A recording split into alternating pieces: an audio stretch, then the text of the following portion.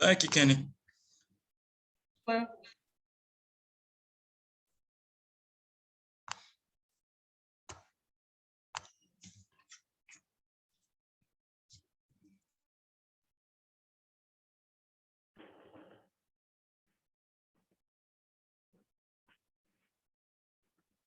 All right, how are my audio levels?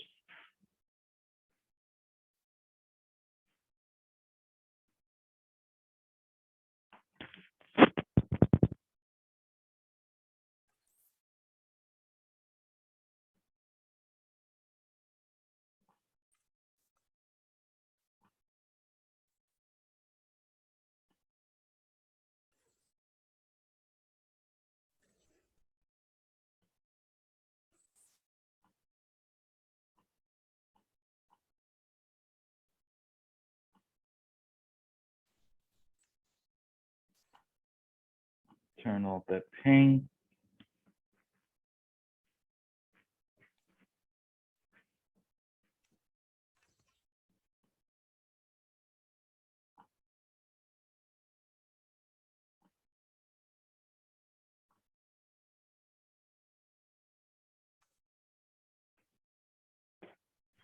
Are we getting too much glare off my head? that's your call. So what? I said, that's your call. That's my phone? You can see yourself. So if you think you're getting too much glare, Oh, okay. Yeah. Okay. oh,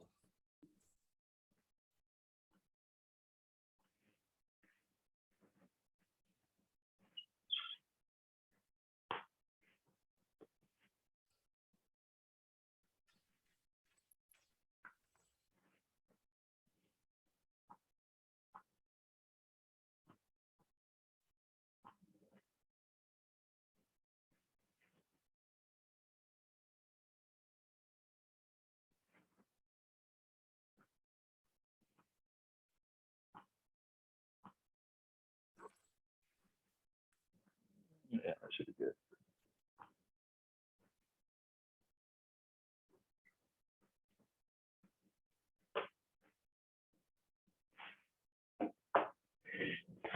Let's raise it.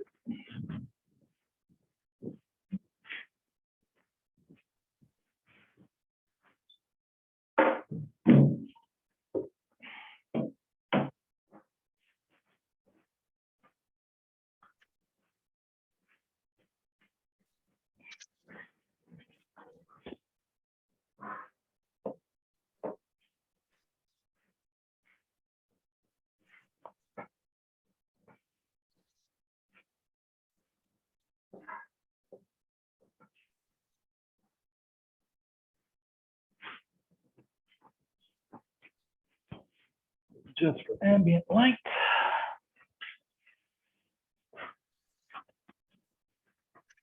Why is the blind turner thing 6 additional feet in the air? That thing is like 9 feet up there.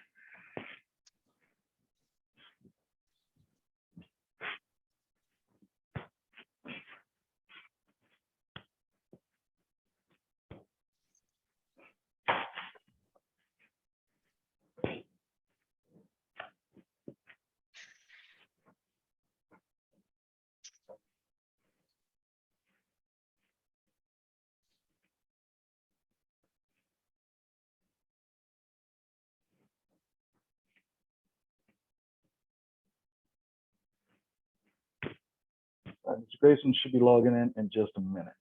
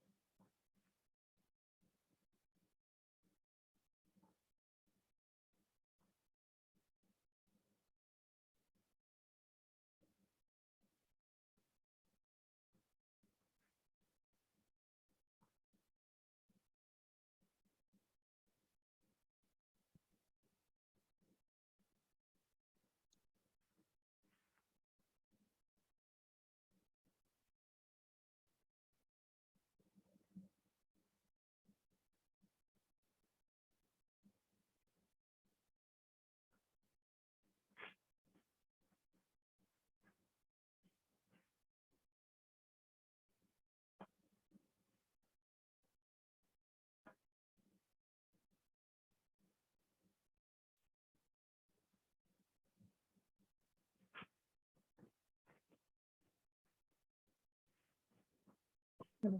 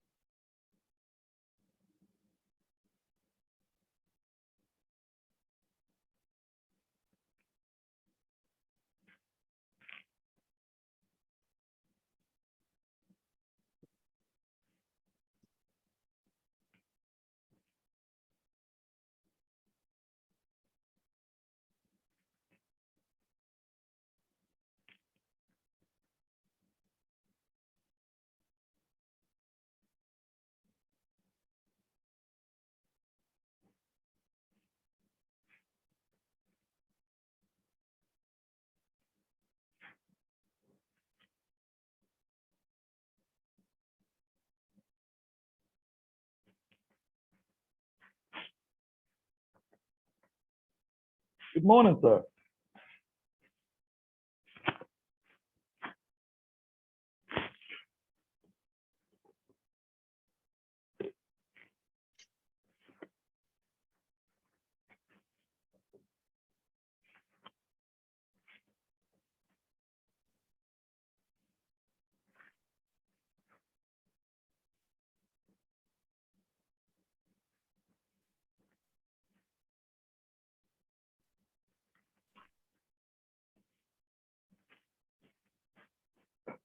Morning, Mr. Grayson. All right. Morning. Dr. Mosley, Dr. Sheriff.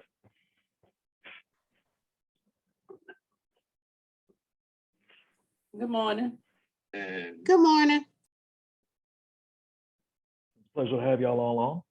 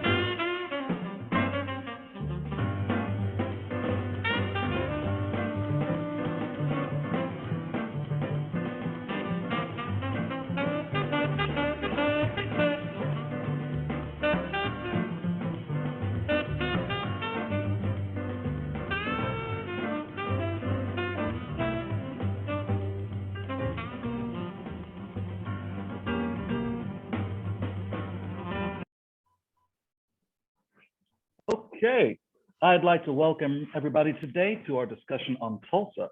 I'm Joshua Cotton from the Institute of Social Justice and Race Relations here at Jackson State, as well as the Department of History and Philosophy.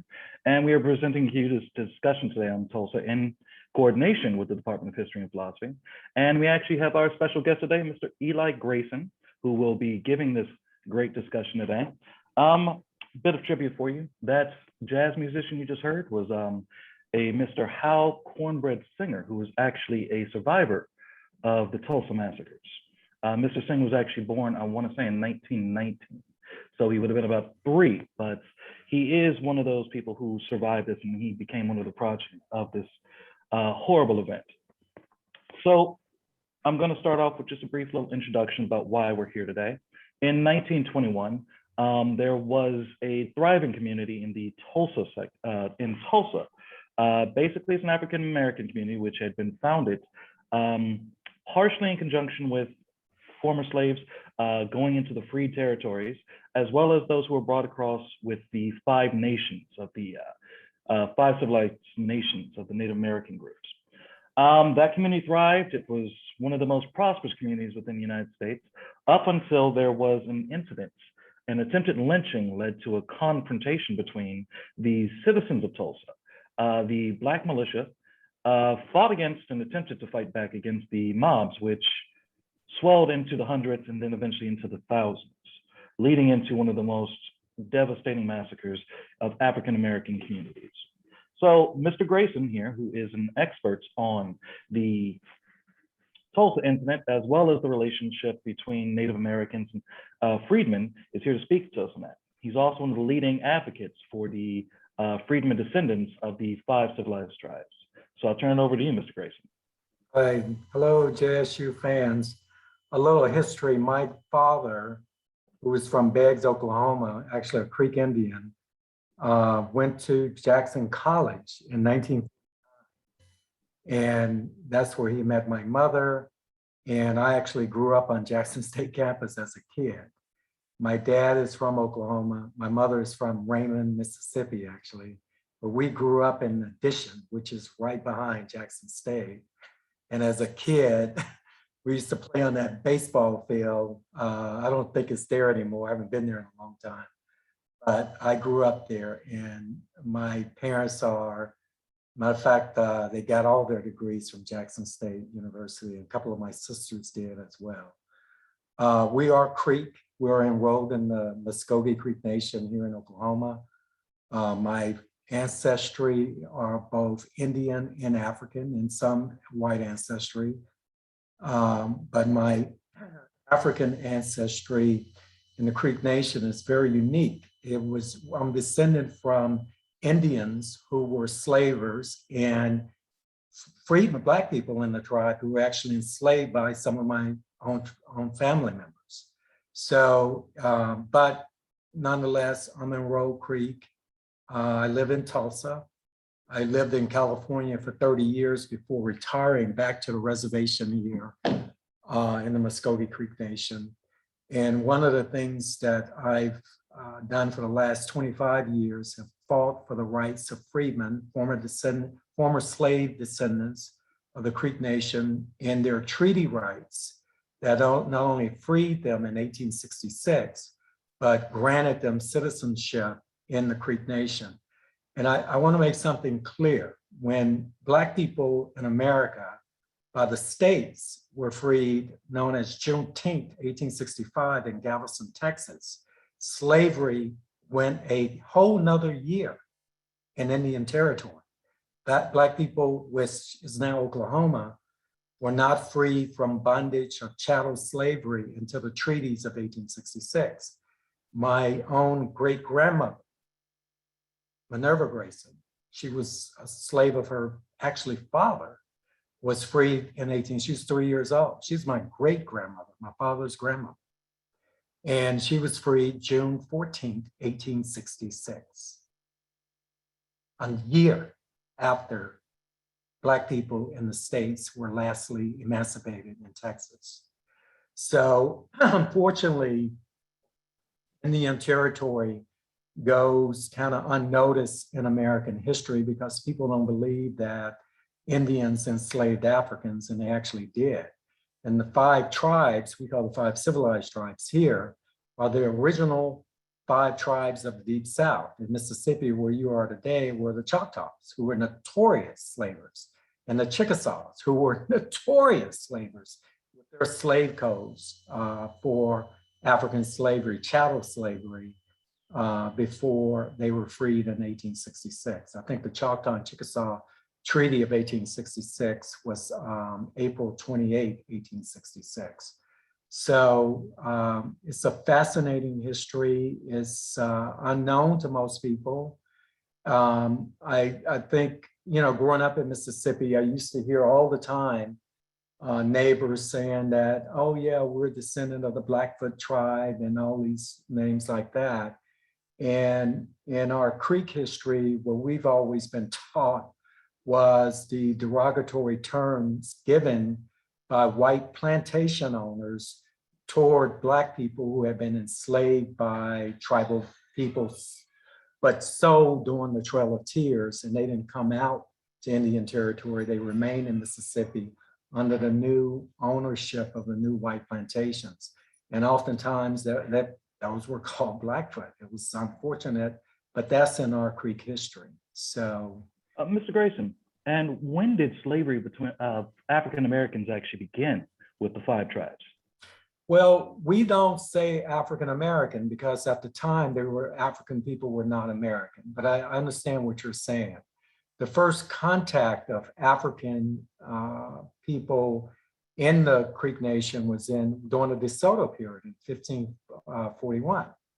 And that's the first, and that brother was actually enslaved by DeSoto and escaped into the Cousas, who were part of the Confederacy of what we now say Creek people.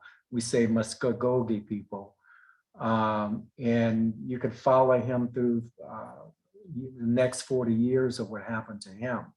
But the slavery itself as an institution pretty much started with the British colonies, you know, and the influence of the French, you know, and that was down in New Orleans area. But we have recorded Creek slave families, prominent families, as far back as the early 1800s. I mean, 18th century. Thank you for that, sir. And so we're talking about this relationship. Can you tell us more about what happened amongst the freemen as well, amongst those who were enslaved on the Trail of Tears? Well, and you say again, freedmen, they were not free during that time. I was trying to make sure I corrected myself on that one. Yes, yeah, sir. they were enslaved African people. They were no different than the ox that were pulling the wagons. They were made to, particularly male enslaved Africans of the 5 tribes, were made to clean and clear fields and roads, and I mean fields, because there's no roads during that time, and create a path to the rivers that eventually led up into what we call Oklahoma today. We call it the Arkansas River. But the enslaved Africans were used as the machinery to cut the trees, to, you know, remove debris, whatever, for the wagons to come through. And they carried the weight of the Trail of Tears. We see images of the Trail of Tears, and we often see the images of poor Indians walking. And mind you, 90% of the tribal members, the Indian people, did not enslave African, but there was an elite group of Indian people who were enslaving people of African descent. But I believe if you look at Mississippi, for example, I believe I read somewhere that only 3% of white people enslaved all the Black people in the whole state. And yet 97% of the white people actually fought for the 3% right to enslave their Black people. Kind of like what we deal with today. Billionaires own everything, and we'll go to the war to protect their rights to do whatever they want to do around the world. Yet we have no dog in the fight other than we're going to fight for a billionaire's right to do what he wants to do. It's the same system back then, you know. So that was a little too much, but there you go. Oh, it was a wonderful answer, sir. And can you describe how the Oklahoma communities form and how that relationship ends up developing what will be Tulsa and Middle Africa in Tulsa in particular? Well, I know what you guys read and see, the propaganda, we say from the Creek Nation, a lot of propaganda and misinformation about Tulsa, but Tulsa itself was a area founded or established by what we call the Loja-Boja people. Loja is the Muskogee word for turtle. And the Creek Nation, just to break down, on the Trail of Tears from Alabama, Georgia, and parts of Florida was 82 different tribes that made up the Creek Confederacy. One of those particular bands or tribes in the Confederacy was called Loja-Boja. And the Loja-Boja people settled, basically they were kicked off the boat just before, as far north as they can go into, well, I should have given you a better map. As far as they can go up into, before you went over into the Cherokee border. Tulsa itself, that's a great map right there. Tulsa itself sits on 3 tribes reservation. It's the Osages to the northwest, the Cherokee Nation to the east, and the Muskogee Creek Nation to the south. And when the Loja was brought out in the late 1830s, they basically got to the border of the Cherokee Nation and were dumped off. In that area that they were dumped off, we have a tree that's still in existence, hasn't been cut down. We call the council oak tree, is where they actually established their fires when they were kicked off the boat. That is the beginning of Tulsa. That's as far back as 1838 and 1839. And then you had the prominent family here, Indian family called the Freedmen family. They're the ones that really set up the post office and all kind of things like that, that led to what we know as Tulsa today. Now, Tulsa itself, from the perspective of the Indian people here and the Freedmen people, or tribal members, we think is an illegal city. We don't think it really has a right to exist. It's a violation of our 1866 treaty. It is a clear violation of our treaty. Yet, when oil and gas, well, oil was discovered in what became the Osage Reservation just north of Tulsa, the influx of squatters, white squatters and black squatters from the States came here and drove, and they outnumbered the small population of tribal members, Indians and freedmen that lived here. And then they were able to lobby Congress to allow them to build their houses, build their roads, put in schools. It's called the Town Site Act of 1901. It was a violation of our treaty. And so that's the beginning of it, but I'm beginning of what we think of Tulsa today. But as far as its existence, it existed as an Indian town, you know, some 6 decades before that even happened. Okay, that's very insightful, sir.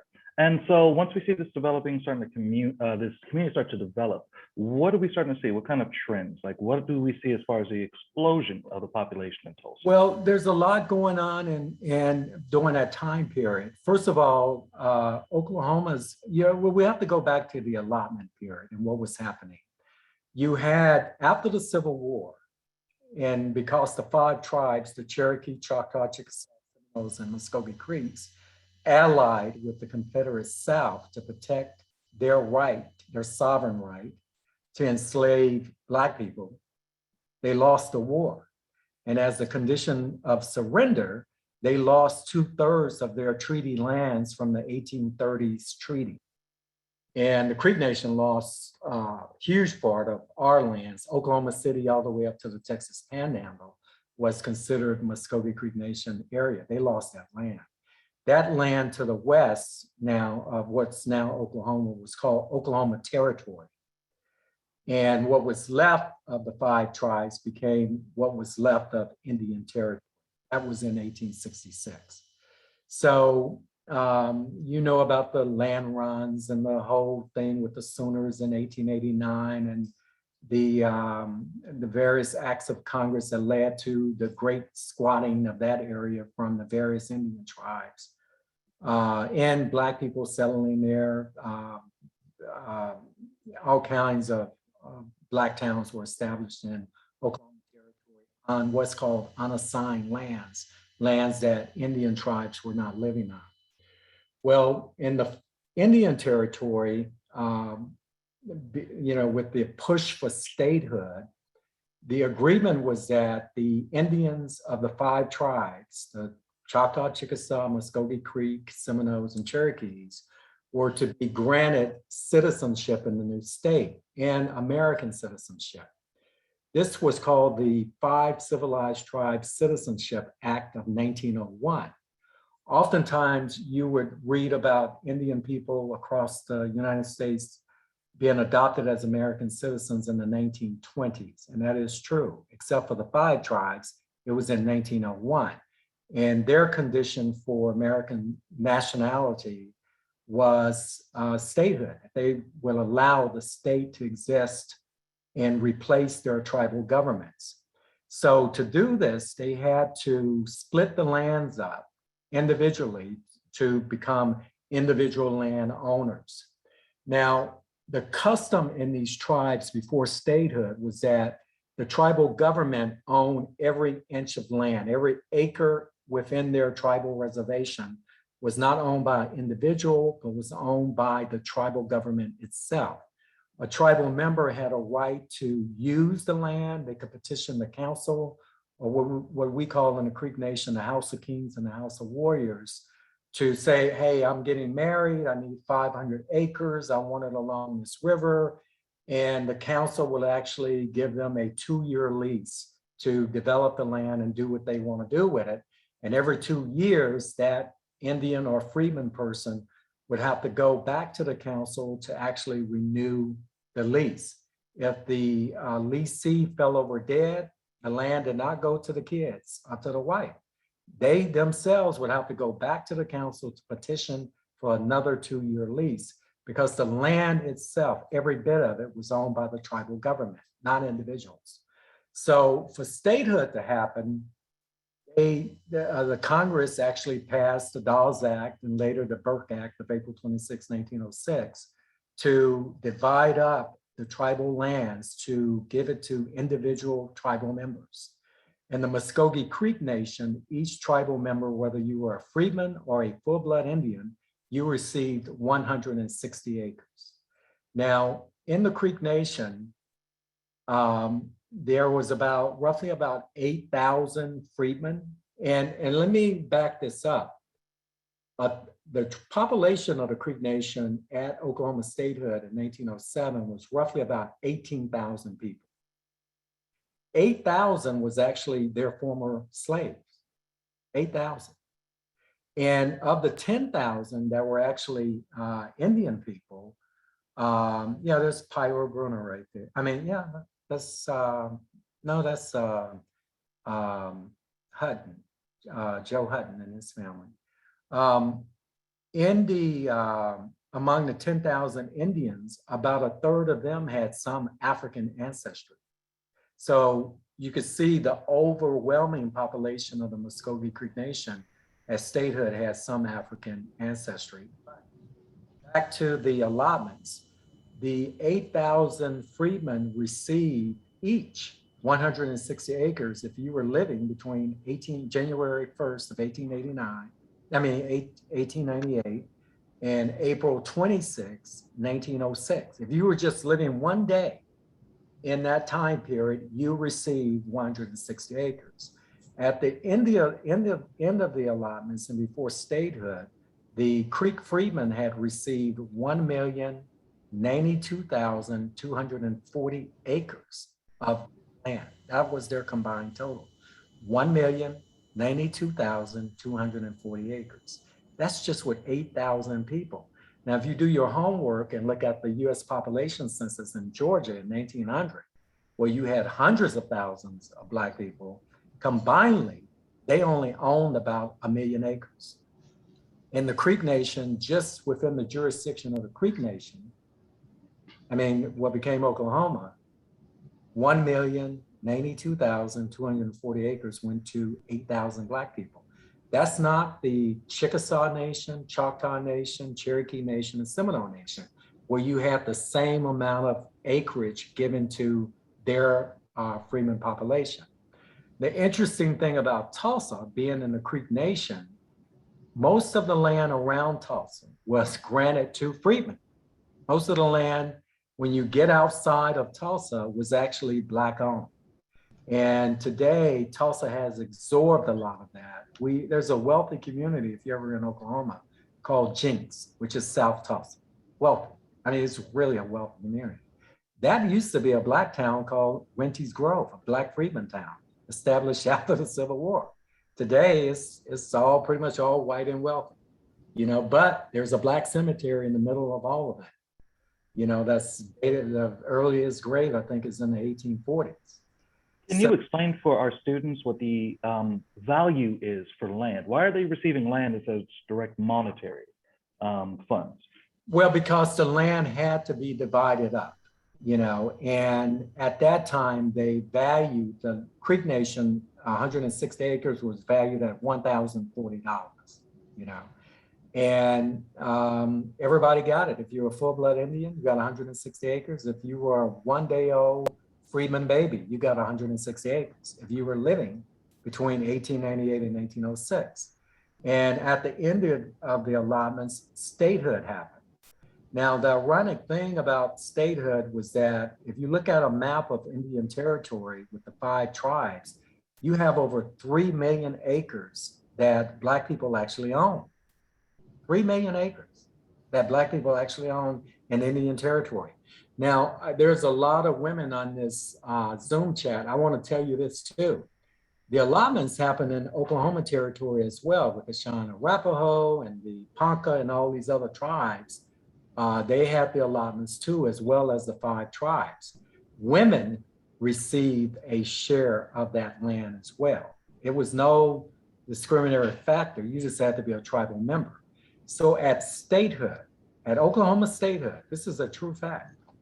More than half the land was owned by minority women, whether they were Indian or freedmen. They were minorities. They owned half the land in the state and had no right to vote, had no right to represent themselves in the government whatsoever. So you could see the mess that happened after statehood with laws that was passed to dispossess them of their lands, not just Black people. So, in Indian territory, where of the 5 tribes, you had over 3 million acres that were given to the Black members of those tribes, they had no right to vote, none whatsoever in the new state. So all kinds of laws was passed to dispossess them of their tribal lands, particularly because of this. If oil and gas was not found in Indian territory and in Oklahoma territory, we wouldn't even be having this discussion. They would have just left these people alone because it would have been useless land. Oklahoma as statehood, just when a few years of statehood had become the Saudi Arabia of the world back in those days. And the Creek Nation was the center of it. I encourage all of you guys to read a book called Researching Sarah Rector, the richest Black girl in America. Researching Sarah Rector. She was a 2-year-old Black girl, freedman girl, who received 160 acres over in Drumright in the center of the Cushing oil field. She was instantly a millionaire, but she's running around with no shoes on. And the people that had taken her lease was building mansions, and she's running around with no shoes on. The NAACP had to come get her in 1914 when she was a young girl and take her to Kansas just to save her life. And how they actually saved her life was actually creating a false birth certificate and putting her race as white instead of Black or Negro during that time. And that's how she was able to collect her oil and gas royalties back in the day. And yet she was actually a freedman girl who luckily received 160 acres in an area that became the richest oil reserve in America's history.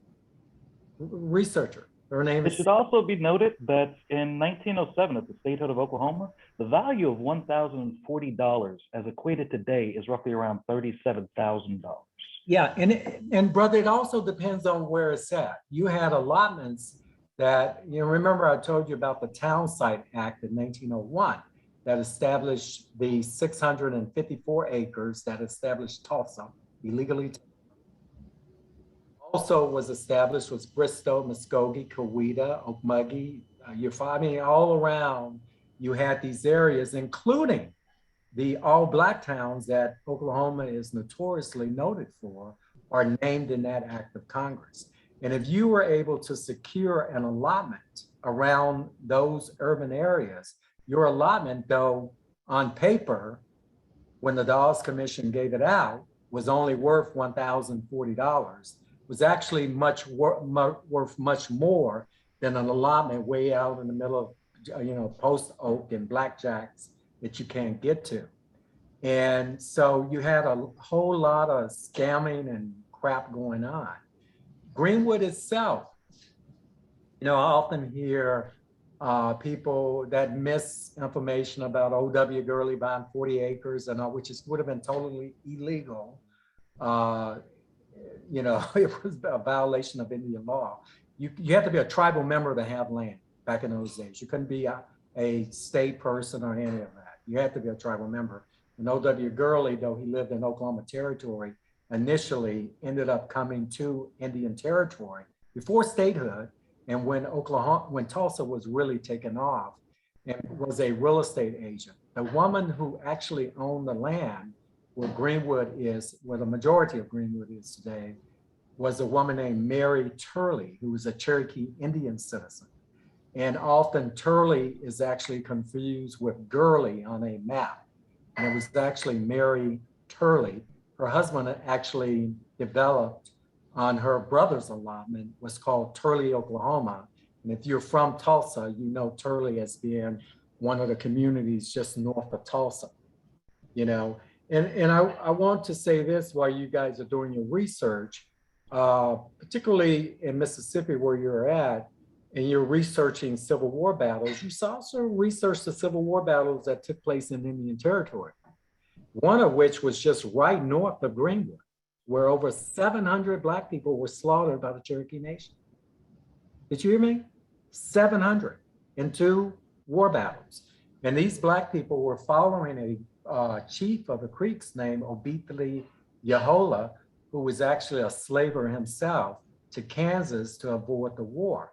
And as they were running north on that trail we call Fire and Ice up to Kansas, the Cherokee Nation just murdered men, women, and babies who were defenseless, Black people who were enslaved, and they were captured, the Indians, because they saw some value in their lives. But for the African slave, they would just kill them on the spot, and yet it's not talked about in history studies around the country. And it's a shame. You can read about it on the internet, it's there. It's just not one of those things that's actually promoted, and certainly not promoted in this state of Oklahoma. So hardly any Indian teachings are promoted in Oklahoma too. But anyway, so the beginning of Tulsa was an illegal act called the Town Site Act. 654 acres were taken from the Creek Nation to establish it. They hired 2 brothers named Gus and Dave Patton from Greenwood, Arkansas, which is what the Greenwood district is named for, to plat the area out. And then, according to that act of Congress, the little plats and lots that they were creating were to be sold to the first sale of it. The money was supposed to be reimbursed back to the Creek Nation. And the scam of the day was that a lot that at that time would have had a value of $5,000 were being sold for $5. And that's the money went to the Creek Nation. And then whoever got it would flip it and sell it at market value. There was a lot of con crap going on that the US government actually orchestrated along with the new state officials of Oklahoma.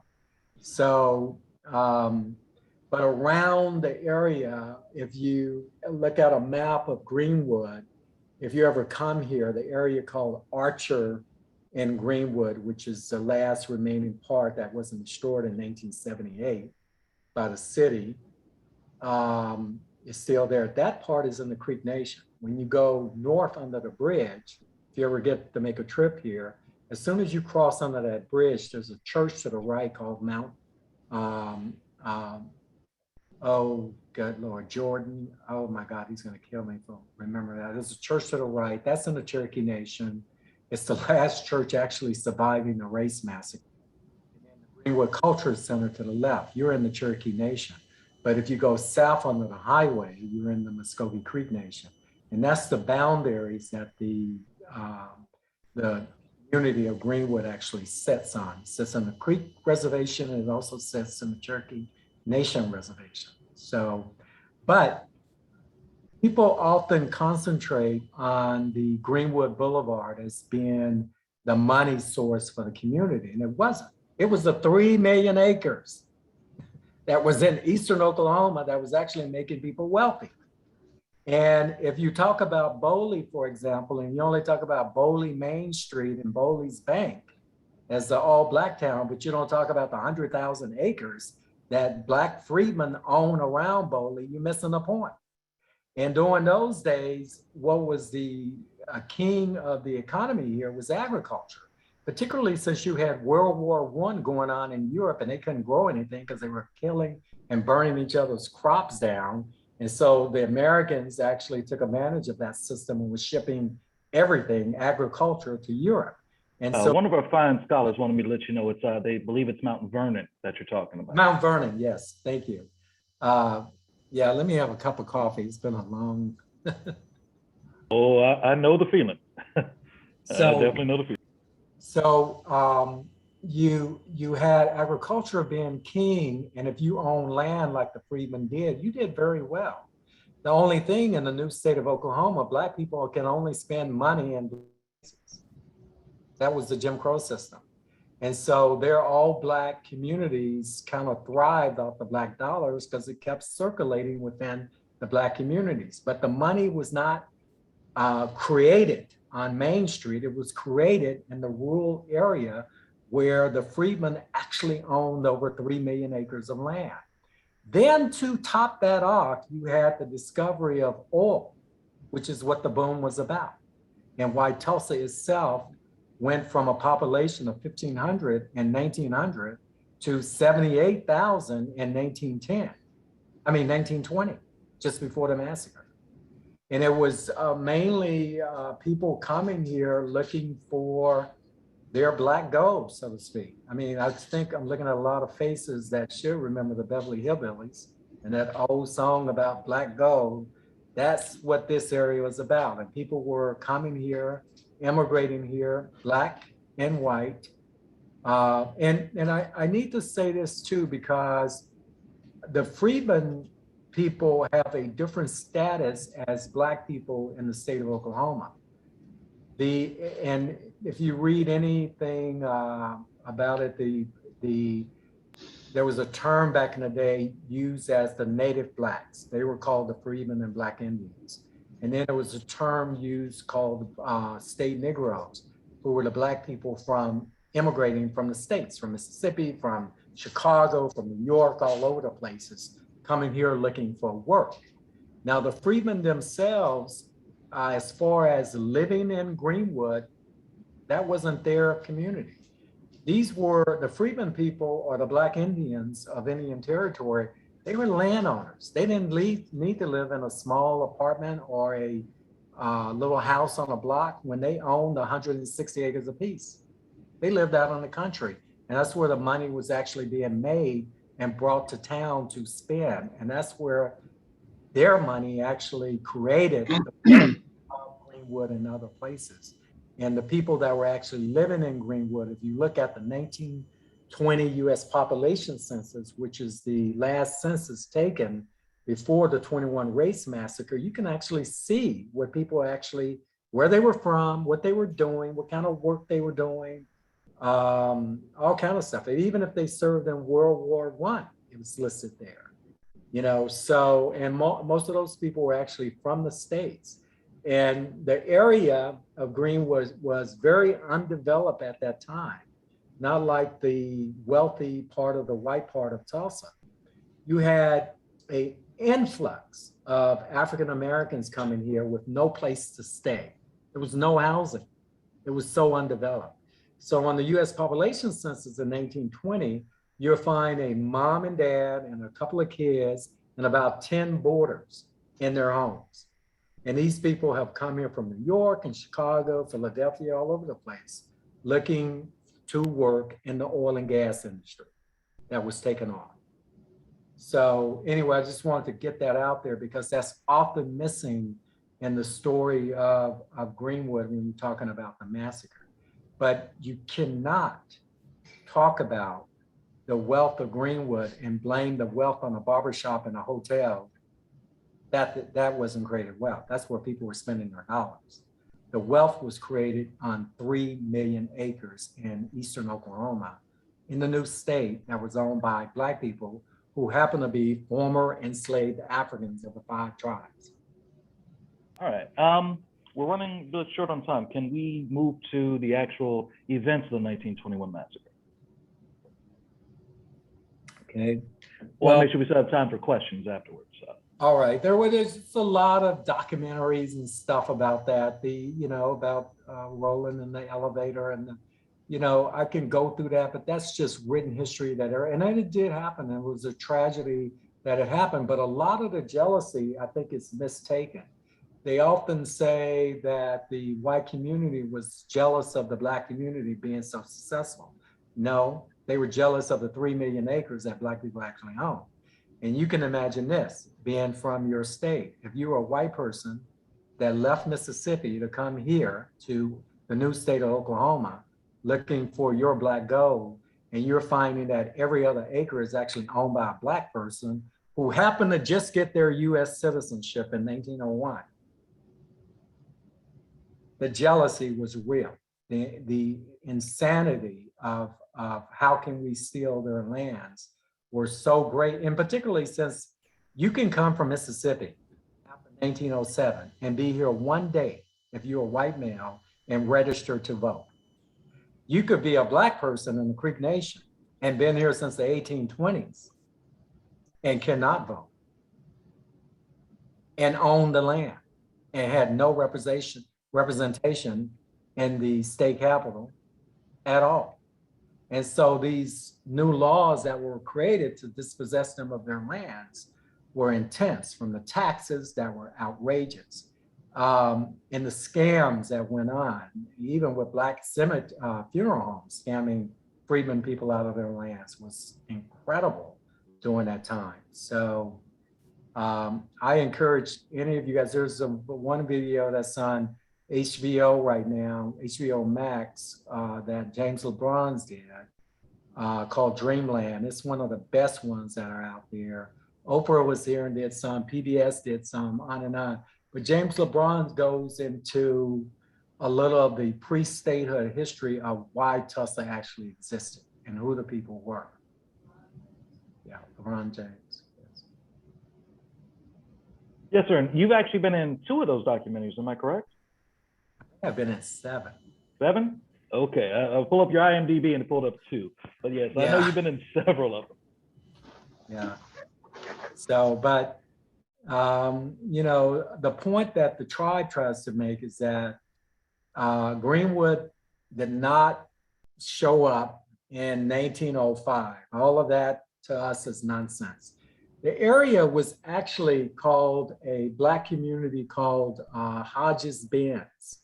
That's where the initial Black community started. That's now Greenwood. It's started right after the Civil War when the railroad tracks came through. And the Creek Freedmen, who were hired to build the railroad coming through the Creek Nation, didn't want to go into the Cherokee Nation where the bend of the railroad actually went north. They didn't want to go because it was just a few years earlier that the Cherokees had slaughtered their relatives. So that settlement that were created on the Creek Nation side, they called it Hodges Bend. That was the Black area of Creek Freedmen actually establishing the area. And then just south of there was Renty's Grove. And then you had the whole bunch of allotment lands. I don't know if you ever look at a map of Tulsa, you look at Tulsa University, which is just east of downtown. Those are Freedmen allotments. You look at Oral Roberts University, it's sitting on Legacy Perryman's allotment, who's a Black Indian chief, and the Creek Freedman woman next to his allotment, that makes up Oral Roberts allotment. If you've seen anything about the race massacre and the uncovering of the mass graves that they found in the Oaklawn Cemetery, that was a Freedman allotment named Centennial Manuel, who's a 17-year-old girl who received 160 acres. And ironically, one of the wealthiest communities in Tulsa sits on her property. She never got the benefit from it, never. It was taken from her by the time she was 18 years old. So yes. I don't know if I missed it. If I did, I apologize. But did you share with us how much land the Freedmens have today? And secondly, Hardly any, zero, just about nothing. There are occasionally. so what were the laws that they used? Because we were led to believe that Indian land was somehow exempt from government. That's our history. We know it's wrong, but we were led to. It's actually a myth that's out there. Congress passed various acts that affected people in categories. The Creek Freedmen, for example, land became our homestead. You got to think, 160 acres. And give me 1 second. I need to plug my computer in. My battery is getting low. Hold on 1 second.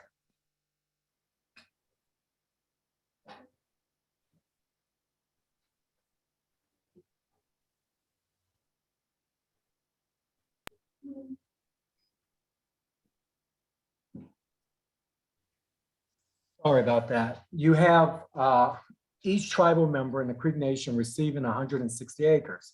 120 was considered surplus and 40 was considered homestead. And what the federal government did for the freedmen up until I think 1922 or something, the allotment, as long as it was owned by the freedman allottee, was tax exempt, the homestead, but not the surplus. In the Cherokee Nation, the entire 160 acres was exempt as long as the allottee was actually living.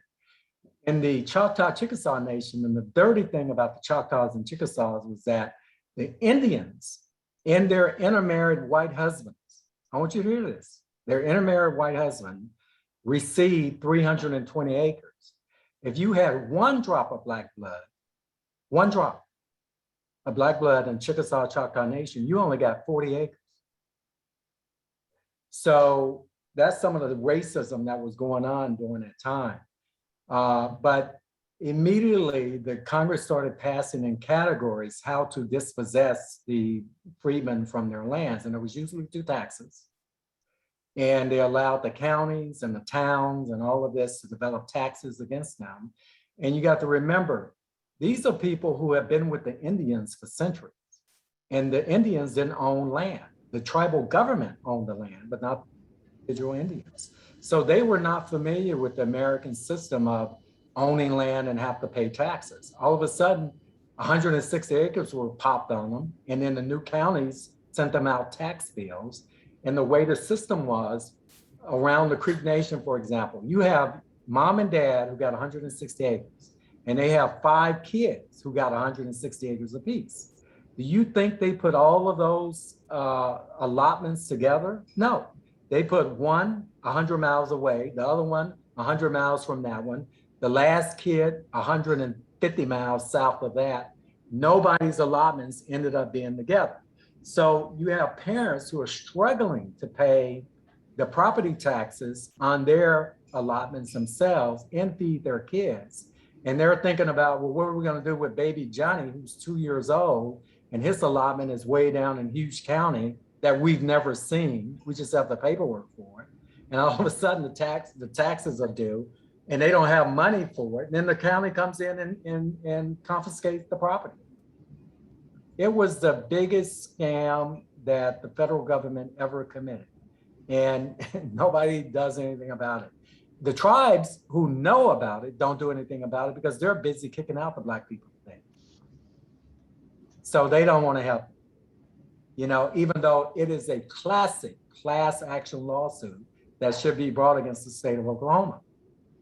And yet, because the tribes today have been busy kicking out their Black citizens in violation of their treaty rights, have ignored all of these things that should be taken care of. She asked how much of that Freedmen allotment exists today. Probably less than 2% of the 3 million acres exists today. Yeah. And if you want to talk about the disappearance of Greenwood, after it was burned down in 1921, by 1923, it was not only built back, it was built bigger and back and better. But through the years, as the Freedmen allotments disappeared into the hands of white people, these Black towns disappeared too, because there was no monies being generated from their allotments, from the rural areas through agriculture and oil and gas to bring to those Black dollars to those Black communities. Land just disappeared. So did the Black towns. So the reason that nothing is being done even today is because of what? Because the racism is 1905 in Oklahoma. That's why. I'm just going to be honest. There's a concerted effort to wash the Freedmen out of our history. Matter of fact, if you go to the Muskogee Creek Nation website and read about the history of our tribe, they talk about all that stuff in the Shakota Mounds and all that stuff 1,500 years ago. And then they skip to 1970. They don't talk about any of their history in enslaving Black people. None, zero. You got to figure it out. And that's with all 5 of them. And recently, the Cherokee Nation and the Seminole Nation has started including, particularly since it's Black History Month here in Tulsa, here in Oklahoma, some Freedmen history, but it's a joke. It's actually really weak.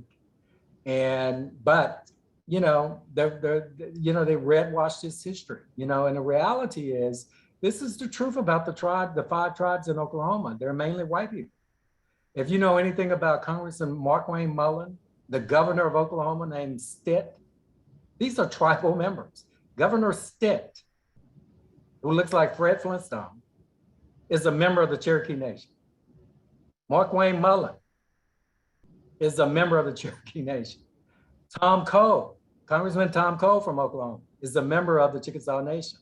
And they are white people. So figure it out. You know what's going on. And though these tribes have Indian members, there are very few of them. We have very few full-bloods in these tribes. The majority of the tribal members of the 5 civilized tribes are less than a quarter blood. And most of them are less than 1/8. So, and then all of this is about economics. Who gets to control those federal dollars that come to Oklahoma? And these tribes, through the federal government, bring billions of dollars in monies to the state of Oklahoma.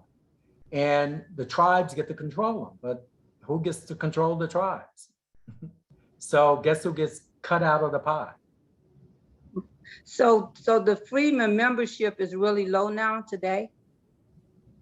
Intentionally. In the 2 tribes that we fought legally through the courts to fight for their treaty rights, which was Seminole Nation back in 1998 when Bill Clinton was president. He shut down the Seminole Nation when they kicked out the Black people. He just locked the doors and made them go to court. They lost in, the Seminole Nation lost in court.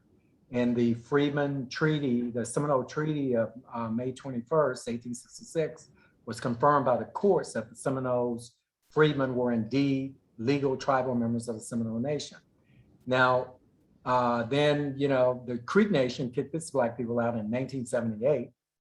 The Choctaw Nation, and not to confuse that with the Mississippi Choctaws, by the way, the Choctaw Nation in Oklahoma kicked its Blacks out in 1982. The Cherokee Nation, about 20 years ago, kicked its Black people out with a vote, just voted them out of the tribe.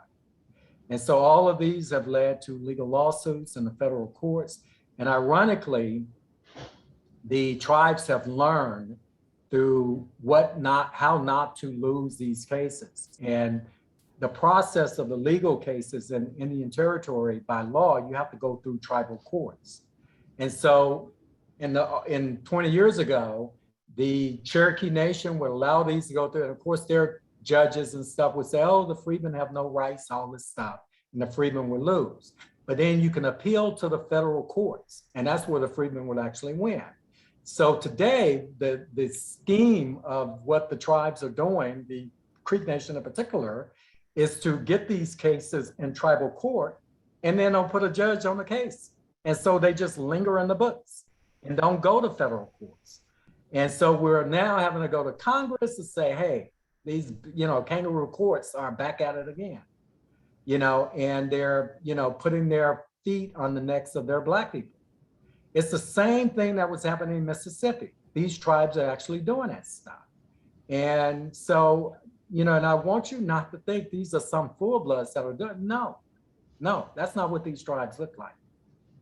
And the goal of the whole thing is to control the billions of dollars, not just in casino revenue. Matter of fact, the Creek Nation largest casino is just right down the street from me. It's called River Spirit. It sits on a Freedman allotment named Louisa Mackey, and none of her Freedman descendant kids can enroll in the tribe to benefit from it. Yet the casino is sitting on her property. And then you got the billions that come in through federal contracts and on and on and on. And they usually matriculate through the system, through the Indian systems, through the hands of their white members. And the Black folks are left out. And just to add on what Mr. Grayson said, the Mississippi bands actually have a different relationship with their Black members. They actually, many of them, the actual band of Choctaw actually, the Choctaw band out in Philadelphia actually comes to Jackson State. They have a big contingent and we go out there.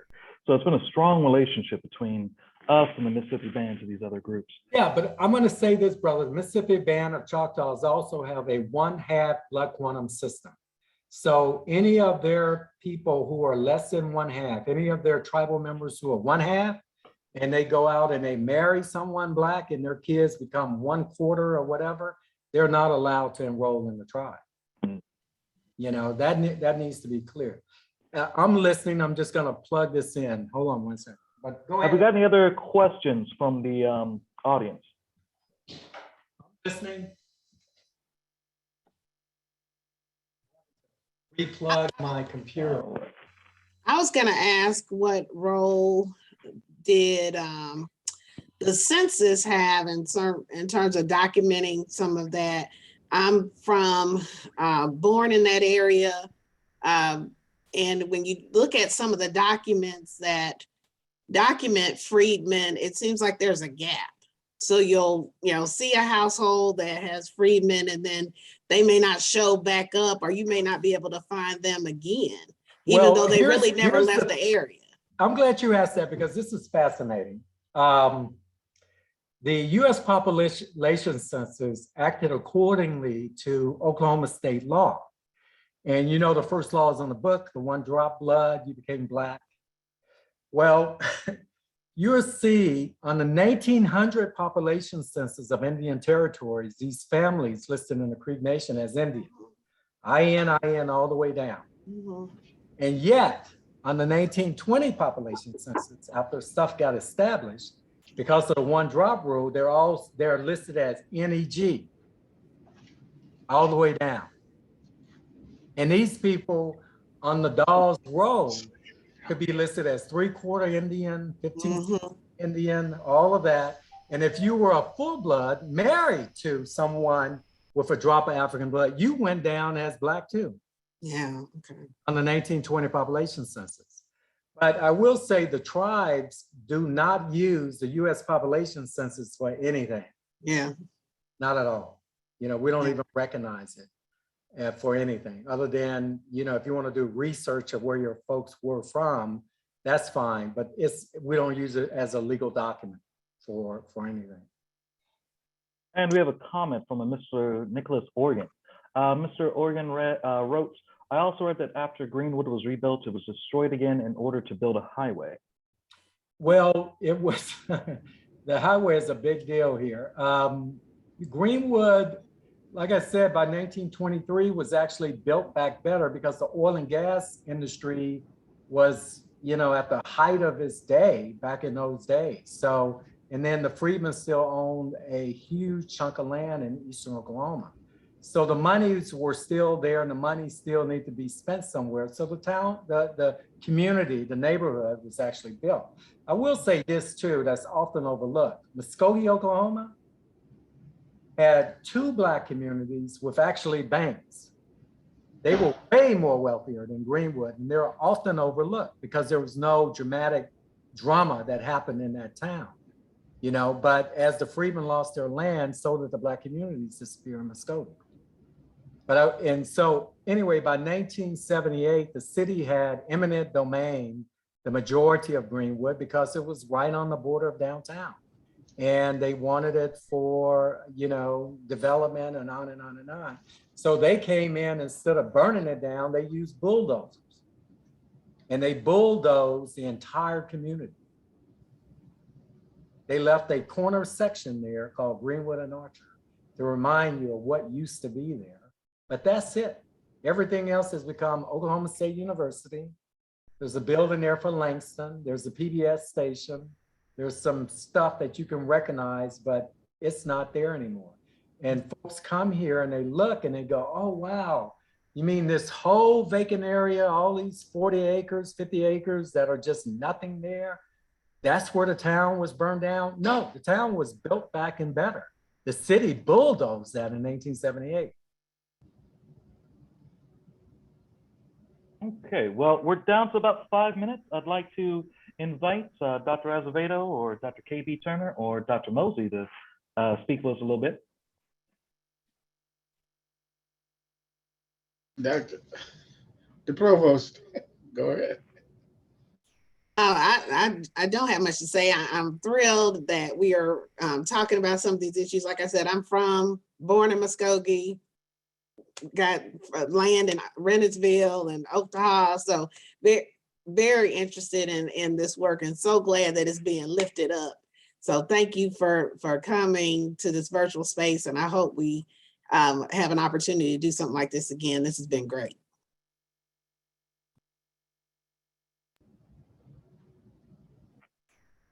I'm glad you Dr. mentioned Oklahoma. That's where some of my folks are from. Dr. Turner or Dr. Azevedo? Connect with you, we probably can. I truly enjoyed this lecture because not much we know about Indians, how they treated their own people and others. My comment was based on the concept of slavery, indentured servitude, and then servitude in Africa. And then the speaker just mentioned that the Romans and the Greeks, I think, have them. A lot of historians who tend to favor slavery, they say that the Africans had slavery even before the white people came to capture some. I'm just wondering how the speaker defines what was going on in Africa, particularly before the invasion of the Arabs during the 19th century, and what was going in Rome and Athens, where you had a policy of assimilating the peoples that had conquered. And then I also can note that a few years ago, some African-American historians have disputed the date of 1619 as the beginning of slavery in the US with the landing of the slaves, quote unquote slaves in Jamestown. Can you make any comment on just in 3 minutes, because I don't want to take Dr. Mosley's still.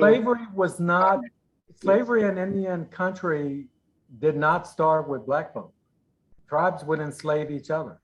That's just a human condition. You find it around the world.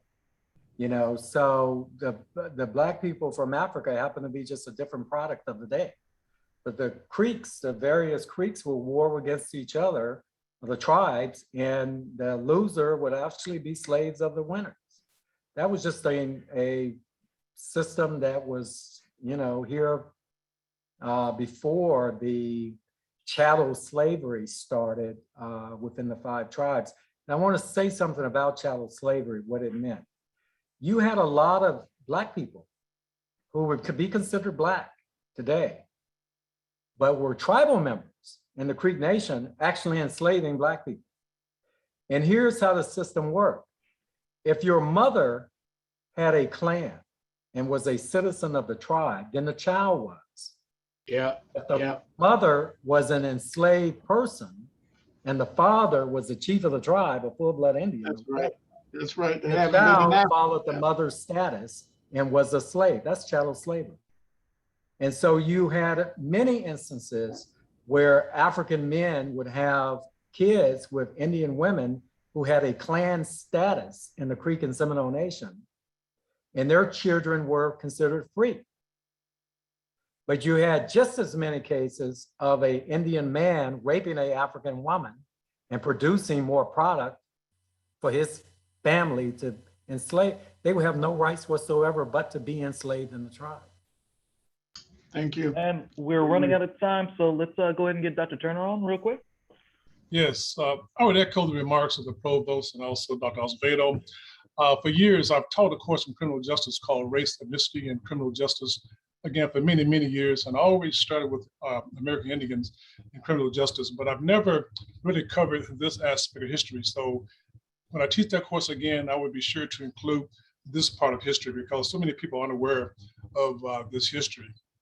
But your lecture also reminds me of the importance that we at HBCUs in particular, and I've made this comment in other forums, we must teach CRT. We must teach our history. We must pass it on to those behind us. So thanks so very much for your presentation. It was most informative. And thank you, Josh. And thank you, Josh, for organizing this with a collaboration with the Department of History. And thank you, Mr. Grayson. Very educational, very informative. Can I give you 2 books to read that are really good? Please do. Sir. I want to read about Civil War history dealing with African people in the Creek Nation or Cherokee Nation, whatever. Creeks and African and Creeks by Dr. Daniel Littlefield from the University of Arkansas in Little Rock. He's written Cherokees, Africans and Cherokees, Chickasaws and Africans and Chickasaws, all these various books on pre-Civil War history of slavery within these 5 tribes. Also in the Creek Nation, there's a terrific book by Gary Zeller called African Creeks, which deal with post-Civil War era, before statehood and after the Civil War. You ended up with a person named Jesse Franklin. I bet you've never heard of him. He was actually the first Black person to serve on a Supreme Court in the United States. It just happened to be the Muskogee Creek Nation Supreme Court. He was a former slave of my 5th grade grandmother. And in 1878, the Creek Council in the House of Kings appointed him to be one of the chief justices of our Supreme Court. This brother had a right to put you to death if you committed murder. He was on that court until he died in 1883. His name is Jesse Franklin. He's not mentioned in history anywhere. So, but there's the African Creeks by Gary Zeller. Is a terrific book. Research and Several Rector is another terrific book. But there are a lot of books out there, particularly today that's coming out, written on this subject. And I hope it gets included into you guys' curriculum. Thank you. Again, thank you. Thank everyone for attending. Thank you so much.